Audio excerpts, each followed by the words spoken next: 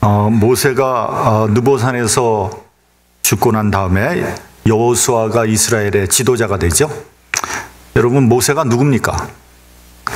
노예 집단이었던 이스라엘을 그 당시 최강대국이었던 애굽으로부터 해방시킨 정말 영웅 중의 영웅이죠. 모세는 구약의 메시아입니다. 그의 강력한 지도력과 카리스마는 그 누구도 따라갈 수 없었습니다. 이스라엘 사람들은 지금도 모세를 가장 위대한 지도자로 그렇게 여기고 있습니다. 마태복음 23장 2절을 보면 서기관들과 바리새인들이 모세의 자리에 앉았다, 이런 기록이 나와 있습니다. 모세의 자리라고 하면 권위의 상징입니다. 모세의 자리에 앉아서 경을 읽고 거기에 대해서 해석을 하면 절대적인 권위를 갖는 것이고요, 그것이 곧 법이었습니다. 누가 감히 그 해석에 토를 달 수 없었습니다. 그러한 절대적인 권위자였던 모세가 죽고 그 뒤를 이어서 젊은 여호수아가 지도자가 되었습니다. 말도 많고 탈도 많죠. 그 수백만의 이스라엘 백성들을 이끄는 지도자가 된 것입니다. 여호수아의 판단과 결정, 그리고 그의 말 한마디에 이스라엘의 운명이 달려 있는 겁니다. 그러니 얼마나 부담이 되고 두려웠겠습니까? 아마 고민하고 갈등하면서 잠도 제대로 자지 못했을 것이다. 그래서 여호수아서를 보면 가장 많이 나오는 말씀이 이것입니다. 강하고 담대하라. 두려워 말라. 하나님 여호와가 너와 함께 있느니라. 이 말은 다시 뒤집으면 여호수아가 얼마나 두렵고 떨렸는지를 우리에게 보여주고 있는 말씀입니다. 여호수아가 어떻게 그 막중한 사역을 감당할 수 있었겠습니까? 오직 한 가지, 하나님께서 함께 하신다는 약속 때문에 할 수 있었던 거죠. 여러분, 그 안희정이라는 정치인이 있습니다. 저는 개인적으로 그 사람이 차기 가장 강력한 한국의 대통령 후보였다, 전 그렇게 생각을 합니다. 아마 그 비서 때문에 낙마하는 일이 없었더라면 저의 이 말에 동의하는 분들이 상당히 많을 거라고 저는 생각을 합니다. 캠프에서 그는 거의 대통령에 버금가는 그런 대우를 받았다고 합니다. 그 여비서의 증언에 의하면 안희정 씨가 그녀에게 접근할 때 이랬다는 거예요. 내가 너무 힘들다, 너무 외롭다, 두렵다. 그래서 그의 요구를 감히 거절할 수 없었다는 거죠. 그 사람의 말 한마디, 결정 하나하나에 수많은 사람들이 자기의 운명을 거기다 걸었던 거죠. 그러니 얼마나 두렵고 떨렸겠습니까? 너무 고통스럽고 두려운 일이죠. 여러분은 어떤 때에 두려움을 느끼십니까? 저는 좀 젊었을 때부터 좀 이렇게 좀 모험적인 성격이 좀 있었던 것 같아요. 젊었을 때는 이제 제가 남들이 안 하던 짓도 좀 곧잘 했고요. 남들이 가지 않는 길도 글로 막 갔습니다. 여행을 가도 남들 안 가는 곳에 좀 가기를 원했고요. 이제 뭐 예를 들면 중국 음식점 이런 데 가면은 이름도 모르는, 이제 생전 처음 보는 그런 음식 시켜서 막 먹고 그러거든요. 그러면 제 처가 아주 질색을 하는 거예요. 그렇게 못하게 왜 쓸데없는 짓을 하느냐는 거예요. 왜 이상한 짓을 하느냐는 거죠. 그 이제 여행을 가면 그런 일 때문에 제 처가 항상 이제 좀 다툼이 있어요. 저는 좀 엉뚱한 짓 하려고 하고 제 처는 그거 막느라고. 지난번에 그 유타에 갔을 때요. 유타가 전부 그 산이잖아요. 근데 이렇게 차를 타고 가다 보니까 아주 호젓한 산길이 나오더라고요. 잘 됐다고 그냥 그걸로 쏙 들어갔어요. 들어가서 막 한참 가는데 뭐 거기에 한 20분, 30분 가도 사람도 없고 차도 한 대도 없는 거예요. 그러니까 제 차하고 저하고 얼마나 좋습니까? 호젓하게 그냥 산길을 쫙 너무 좋잖아요. 근데 제천은 큰일 났다는 거예요. 왜 사람도 없고 아무도 없는데 왜 들어왔냐는 거예요. 돌아서 나가자는 거예요. 아니 이렇게 들어와서 지금 30분이나 갔는데 돌아서 나가면 어떻게 되느냐. 근데 길이 뚫려 있으니까 끝이 나올 거다. 가보자. 그것 때문에 그냥 다투면서 제가 속으로 그랬어요. 내가 다시는 같이 오나 봐라. 속으로. 근데 여러분 이 나이에 제가 제 부인하고 같이 안 오면 누가 같이 오겠습니까? 팔자다 생각하고 이제 살아야죠. 근데 여러분 맨날 똑같은 일 가는 거 좀 지겹잖아요. 그래서 이제 그 젊었을 때는 이렇게 모험을 하면서도 두려운 줄 몰랐어요. 뭐 자신만만했어요. 할 수 있다는 자신감으로 충만했었습니다. 그런데 이제 인생을 살아보니까 인생이 내 마음대로 안 된다는 것을 뒤늦게 깨닫게 되는 거죠. 제 마음대로 되는 것이 거의 없더라고요. 그래서 이건 내 자신을 이제는 믿을만 하지 못하구나. 그런 생각이 드는 거예요. 오늘 아침에 이제 일부 예배 이렇게 시작하는데 전화가 왔어요. 제 딸이에요, 딸. 근데 이제 딸이 지금 출산을 앞두고 있는데 아기를 낳았다는 거예요. 저 외손녀가 태어났습니다. 근데 이제 제 딸이 첫 번째 애를 출산할 때 굉장히 난산이었어요, 난산. 하루 종일 이 배가 아픈 거예요. 근데 애가 안 나와가지고 굉장히 고생했는데 아무튼 애 낳고 나서도 상당히 고생을 했습니다. 그래서 걱정을 좀 했어요. 근데 뭐 제가 걱정한다고 문제가 해결되는 게 아니잖아요. 두렵더라고. 혹시 우리 딸한테 무슨 일이 생기는 거 아닌가? 근데 기도했잖아요, 기도. 그럴 때 기도하는 거예요. 걱정한다고 무슨 뭐가 해결이 되겠어요? 여러분, 제가 확실히 좀 나이가 먹은 것 같아요. 이게 왜 그러냐면 이 교육관 짓는 것 걱정이 되는 거예요. 걱정이, 두려움. 뭐 솔직히 뭐 여기서 교육관 때문에 걱정하는 사람 손 한번 들어보세요. 아무도 없을 거예요, 아마. 저만 걱정하는 거예요. 가만히 보니까. 근데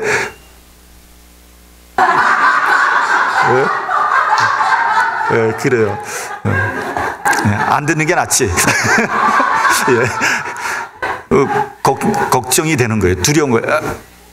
아니, 우리가 교육관을 50만 불 주고 짓는데 30만 불을 우리가 준비하잖아요. 거의 다 준비가 됐어요. 옛날 같으면 그 걱정도 안 했거든요. 근데 이게 은행에서 20만 불 못 해주겠다는 거예요. 우리 교회에 너무 많은 돈을 지금 이미 꽂았다는 거죠. 20만 불 더 못 준다는 거예요. 우리가 30만 불을 준비하면 뭐 하냐고. 20만 불이 없는데 고민하잖아요. 근데 막 두렵더라고요. 혹시 진짜 안 되면 이거 어떻게 하나. 그래서 할 수 없이 은행을 바꾸기로 결정을 했잖아요. 그래서 은행 바꾸겠다. 우리 은행한테 통보를 했어요. 근데 여러분, 은행을 바꾸는 게 쉬운 일이 아니거든요. 어렵습니다. 그리고 그 은행에서 뭐 해준다는 보장도 없잖아요. 그리고 뭐 담보 다시 재감정하고 돈도 많이 들고. 어려운 일이에요. 그러나 어떻게 하겠어요? 근데 이제 뱅크 오브 호프에서 이거 간접 선정까지 해주네. 뱅크 오브 호프에서 저희 담당하는 분이 우리 교회 정말 잘해주는 사람이거든요. 근데 자기가 못한다는 거예요. 저기 본부에서 노했기 때문에. 근데 이번에 본부장이 오는데 다시 한번 트라이를 하겠다. 트라이를 해보라고. 새벽 기도가 지난 수요일 날 끝났잖아요. 새벽 끝나고 특별 새벽 기도. 그 다음 날 전화가 왔어요. 해주기로 했다고. 기도해야 돼요. 기도. 새벽 기도하고 나니까 별로 감동이 없네. 그러니까 여러분들이 걱정을 하나도 안 한 거예요. 뭐 저만 걱정을 한 거죠. 두렵더라고요. 두려워. 어떤 새로운 일을 하려고 하면 두려움이 오는 겁니다. 여러분, 그 공황장애라는 병이 있어요. 공황장애. 그 패닉 디스오더라고 하는데, 여러분, 장애라는 것은 못 고친다는 거예요. 못 고친다. 그렇잖아요. 우리 보통 장애자, 그럼 못 고치는 거거든요. 그러니까 장애를 평생 안고 사는 거예요. 그렇죠? 공황장애라는 장애는, 이건 우리가 우습게 알죠. 이건 뭐 인기 연예인이나 걸리는 거니까 뭐 별별 없겠지. 아니에요. 이게 심각한 정신적인 병입니다. 공황장애의 증상은 여러 가지가 있는데, 그 중에 중요한 증상 몇 가지를 이렇게 말씀을 드리겠습니다. 여러분도 한번 생각해 보세요. 내가 혹시 그 증상이 나타나는지 아는지 한번 좀 생각을 해 보시기 바랍니다. 첫째는 맥박과 호흡이 빨라지고 숨 쉬는 것이 힘들어져요. 비슷한 것 같은데. 예. 둘째는 어지럽고 식은땀이 나면서 가슴에 통증이 오고 졸도할 것 같습니다. 셋째는 몸이 떨리고 특히 손발이 심하게 떨립니다. 그러다가 마비 상태가 오기도 합니다. 넷째는 누군가 내 목을 조르는 것 같고 질식할 것 같은 거예요. 마지막으로는 공포감에 휩싸이고 미칠 것 같아요. 몇 가지 증상이 만약에 나타나면 여러분들은 공황장애가 아닌가, 여러분들 좀 의심을 해볼 필요가 있습니다.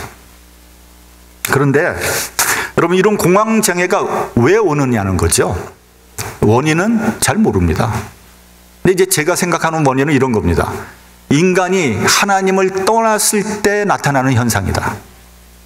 그러니까 내 스스로 내 능력으로 뭔가를 하려고 해요. 근데 그게 잘 안 돼. 그래서 과중한 스트레스를 받을 때, 이거 뭐 제 얘기하는 것 같아서 미안합니다. 과중한 스트레스를 받을 때 패닉 상태가 되잖아요.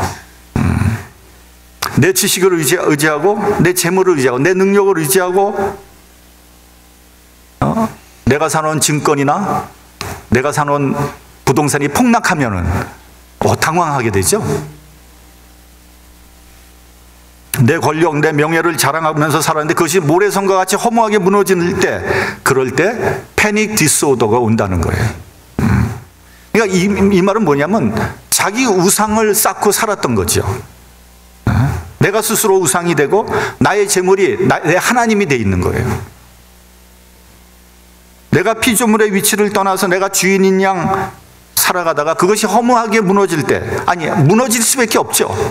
그때 극도로 불안하고 두려움에 사로잡히면서 공황장애가 온다는 거예요. 이것은 어떻게 보면 하나님의 경고고 심판인 거죠. 우리 본문 1절을 한번 같이 봉독을 하겠습니다. 본문 1절. 자, 시작. 야곱아, 너를 창조하신 여호와께서 이제 말씀하시느니라. 이스라엘아, 너를 조성하신 자가 이제 말씀하시느니라. 너는 두려워 말라. 내가 너를 구속하였고 내가 너를 지명하여 불렀나니 너는 내 것이다. 너를 창조하신 여호와, 너를 조성하신 하나님께서 말씀하십니다. 너는 두려워하지 말라. 내가 너를 구속하였고 내가 너를 지명하여 불렀다. 너는 내 것이다. 여러분, 이 말이 무슨 말이냐면요, 인간은 자기를 위해 살 수가 없는 겁니다. 로마서에 보면 우리 가운데 자기만을 위해 사는 사람도 없고 자기만을 위해 죽는 사람도 없다고 했어요. 내가 태어나고 죽는 것 내 마음대로 할 수 있는 거 아니죠. 내 마음대로 한다면 뭐 왜 죽겠어요? 그러니까 자기 뜻대로 할 수가 있는 게 없다는 거예요. 자기 마음대로 자기를 위해서 살 수가 없다는 겁니다. 그래서 나는 내 것이 아니라 하나님의 것이라는 것을 인정을 해야 되는 거예요. 나는 내 주인이 될 수가 없습니다. 인간은 피조물입니다. 내가 피조물이라는 사실을 겸손히 인정을 할 때 불안과 두려움에서 해방될 수 있다는 거예요. 그러니까 나를 창조하신 하나님, 나를 조성하신 하나님이 두려워하지 말라 그랬잖아요. 근데 문제는 어느 순간부터 나 스스로 살려고 한다는 겁니다. 우리 자녀를 키워보면 언제부턴가 부모의 보호에서 벗어나려고 그러죠. 부모의 간섭을 받으려고 하지 않습니다. 요즘에는 그 반항하는 연령이 점점 낮아진다는 거 아닙니까? 옛날에 제가 학교 다닐 때만 해도 다 청소년기에 반항한다 그러잖아요. 근데 요즘엔 초등학교만 들어가면 반항한다는 거예요. 말 안 듣는다는 겁니다. 제 친손녀가 5살 넘었는데 말 안 들어요. 반항합니다, 여러분. 깜짝깜짝 놀래요. 뭐 제 친손녀가 나빠서 그런 게 아니라 요즘 애들이 그렇다는 거죠. 한국에 가면 중2병이라는 말이 있다고 합니다. 그러니까 중학교 2학년 애들이 제일 말을 안 듣고 제일 무섭다는 거예요. 그러니까 반항의 최고에 달해 있는 거죠. 뭐 누구 말도 안 듣는 거죠. 술, 담배, 폭력, 이성관계, 뭐 말리면 말릴수록 더 한다는 거예요. 때로는 그냥 놔둬야 될 때가 있다는 거예요. 시간이 약이에요. 시간이 약. 네. 이런 우스운 말이 있습니다. 북한의 김정일이가 대한민국을 쳐들어오려고 했는데 우리 대한민국의 중학교 2학년 애들 때문에 못 쳐들어왔다는 거예요. 너무 무서워서. 물불을 안 가리니까. 창세기를 보면은 하나님께서 선악을 알게 하는 나무의 실과는 먹지 말라 그랬습니다. 너희가 먹는 즉시 정령 죽으리라. 그때 마귀가 꼬시지 않습니까? 아니, 너희 먹어도 죽지 않아. 너희가 먹으면 너희 눈이 밝아져서 하나님같이 되어서 선악을 알게 되기 때문에 하나님께서 먹지 말라고 그런 거야. 그 말을 듣고 선악과를 보니까 어떻게 보였습니까? 먹음직도 하고 보암직도 하고 지혜롭게 할 만큼 탐스럽기까지 했어요. 그러니까 이 여자가 홀랑 먹어버리고 또 남편한테 줘서 먹게 했습니다. 그들은 자기 스스로 살려고 한 거죠. 이제 피조물의 그런 위치에서 떠난 겁니다. 그 후에 어떤 일이 일어납니까? 아담과 하와가 하나님 낯을 피해서 동산 나무 사이에 숨었습니다. 하나님이 아담을 부르십니다. 아담아, 내가 어디 있느냐? 아담이 뭐라고 대답합니까? 하나님의 소리를 듣고 내가 벗었으므로 두려워하여. 두렵다 그랬어요. 숨었나이다. 피조물의 자리를 떠난 순간 두려움이 엄습해 오는 거죠.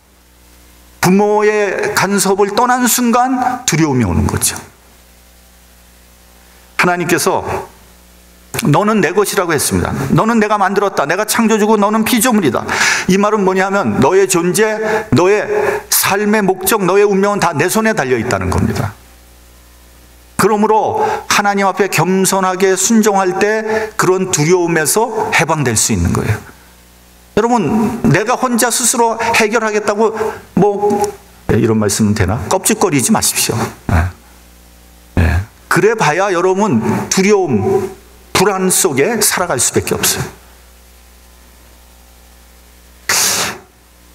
메멘토 모리라는 말이 있습니다. 메멘토 모리.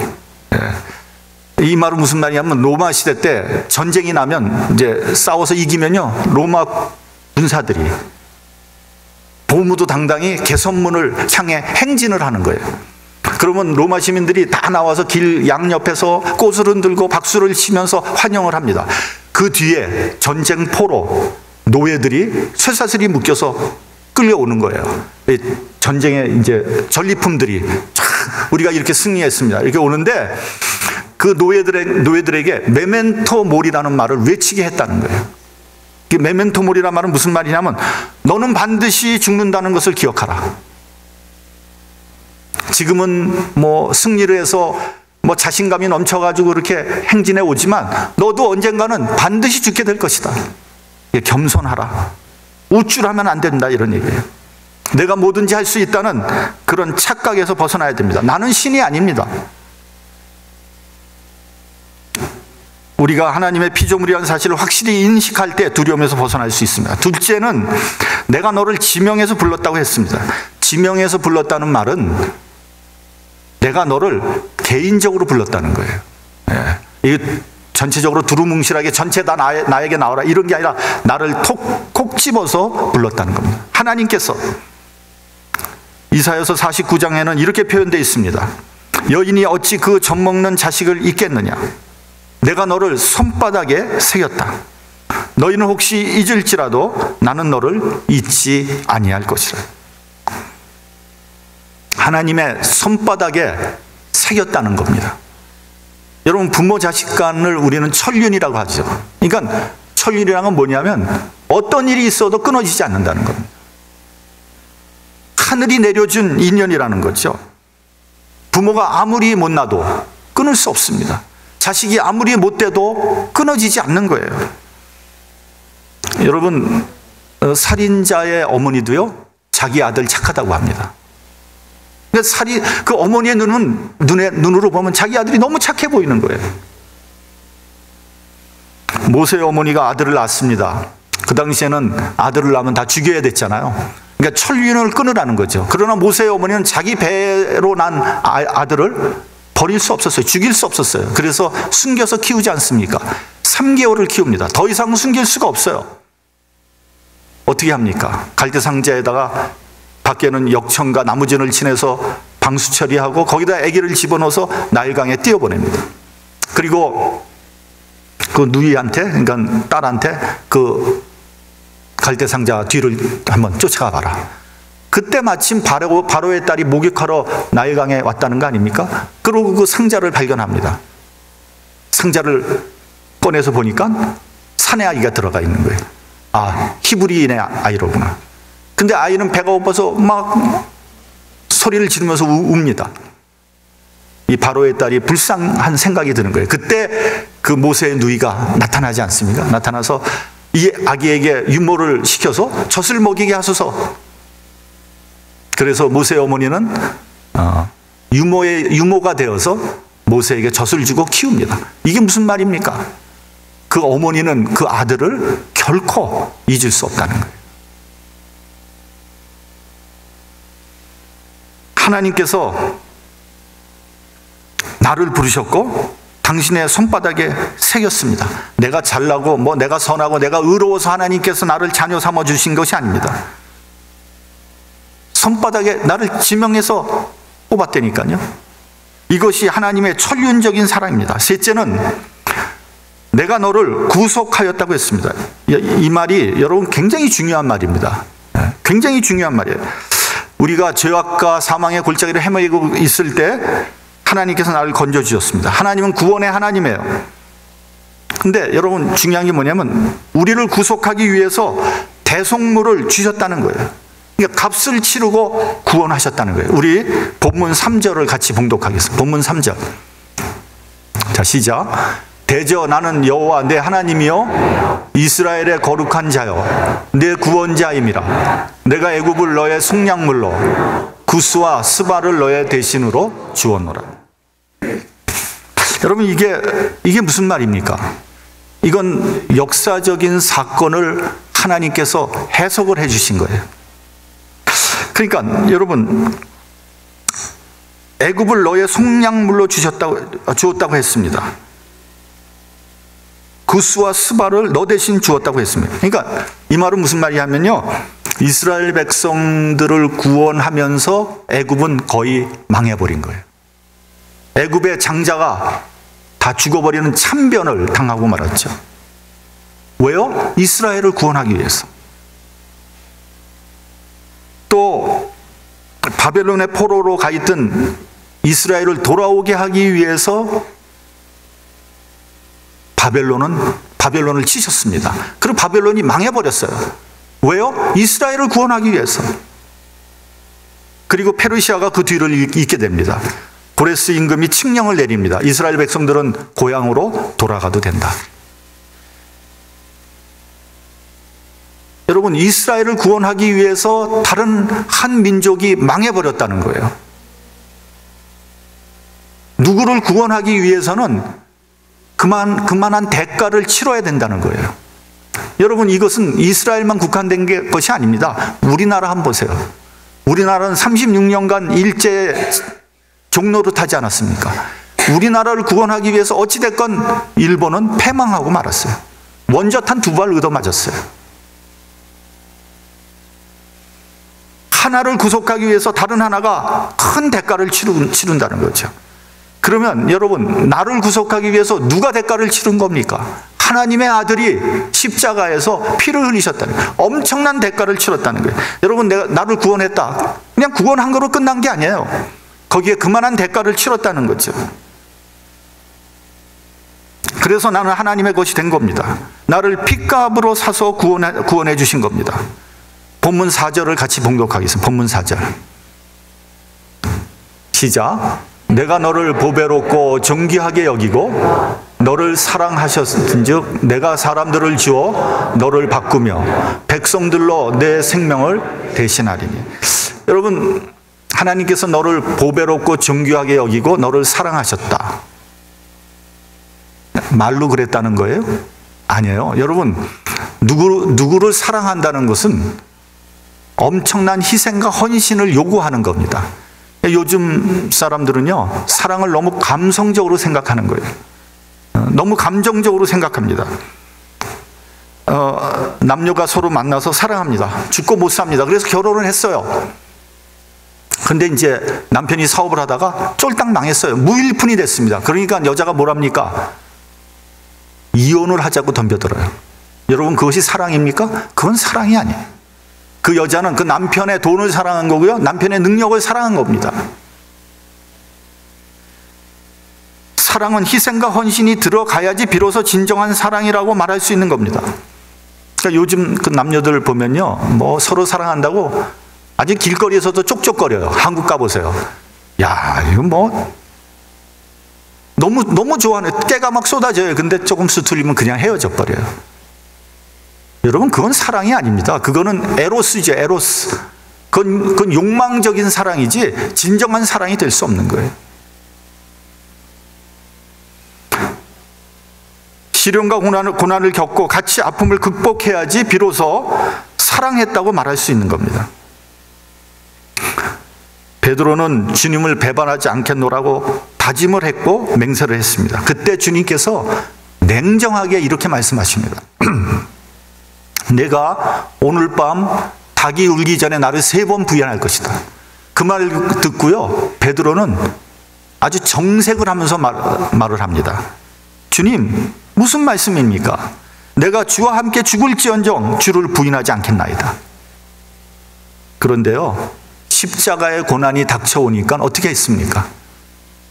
계집종 앞에서 베드로는 주님을 3번 부인하고 말았어요. 실족하고 만 거죠.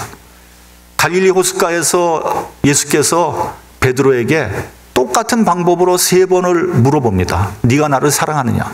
여러분, 이건 무슨 말인지 아세요? 네가 나를 위해서 희생하고 헌신할 수 있느냐? 그걸 물어본 거예요. 그러니까 베드로가 뭐라 그럽니까? 예, 그러하외다.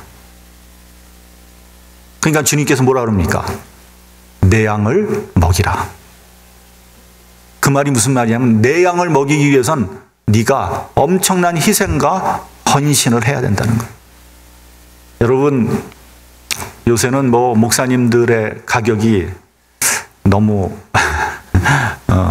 너무 싸구려가 돼가지고 여러분들 그런데 이거 제가 제 얘기하기 참 뭐한데, 목사님이 목회를 하기 위해서 엄청난 희생과 헌신을 한다는 사실을 여러분 꼭 기억하시기 바랍니다. 그것이 내 양을 치라는 거예요. 그러한 헌신과 희생 없이는 목회 못합니다, 여러분. 할 수가 없어요. 베드로는 로마에서 십자가에 거꾸로 매달려 순교했습니다. 여러분, 교회를 사랑한다고 얘기할 때도 마찬가지예요. 교회를 사랑한다는 것은 교회를 위해서 희생하고 헌신한다는 것을 말하는 겁니다. 교회를 위해서 내가 수고를 맞이하지 않는 사람을 교회를 사랑한다고 얘기하는 겁니다. 교회를 사랑하는 사람이 예수님을 사랑하는 사람이에요. 그러므로 교회를 통해서 내가 주님을 사랑하는 것을 증명할 수 있는 거예요. 근데 언제부터인지 교회가 예배만 드리고 가는 장소가 되어버리고 말았어요. 그래서 교회 오면 서로 아는 척하지 말아야 되고요, 신상도 물어보면 안 되고요, 부담을 줘서도 안 됩니다. 그냥 그림같이 왔다가 그림같이 사라지는 게 교회가 됐어요. 여러분, 그것은 주님을 사랑하는 것이 아닙니다. 교회를 사랑하는 것은 물론 아니고요, 교회를 위해서 헌신하고 희생하지 않고 주님을 사랑한다는 말을 하지 말아야 됩니다. 그것이 뭐냐? 그것이 바로 외식이에요. 하나님은 나를 보배롭고 존귀하게 여기고 사랑하신다고 했습니다. 그래서 독생자 예수를 보내셨고 십자가에서 피를 흘림으로 말미암아 그 사랑을 증명해 보여주신 겁니다. 요한복음을 보면 이렇게 말씀하고 있습니다. 내 계명은 곧 내가 너희를 사랑한 것 같이 너희도 서로 사랑하라는 것이다. 사람이 친구를 위해서 자기 목숨을 버리면 이보다 더 큰 사랑이 없나니 내가 명하는 대로 행하면 너도 곧 나의 친구다. 이렇게 말씀하셨습니다. 여러분, 오늘날 내가 있기 위해서 누군가가 헌신하고 희생했다는 것을 기억하시기 바랍니다. 나는 많은 사랑을 받고 여기까지 온 사람입니다. 나는 사랑의 빚을 진 사람이고 용서받은 죄인입니다. 주님께서 당신이 대속물이 되셔서 나를 구원하셨습니다. 그러므로 나는 하나님의 것입니다. 여러분, 자기 우상, 자기 교만을 온전히 십자가에 못 박아야 합니다. 내가 나의 주인이라는 망상에서 벗어나야 됩니다. 주님을 의지할 때 모든 두려움에서 해방될 수 있고요. 그 사람이 진정한 자유인인 것입니다. 기도하겠습니다.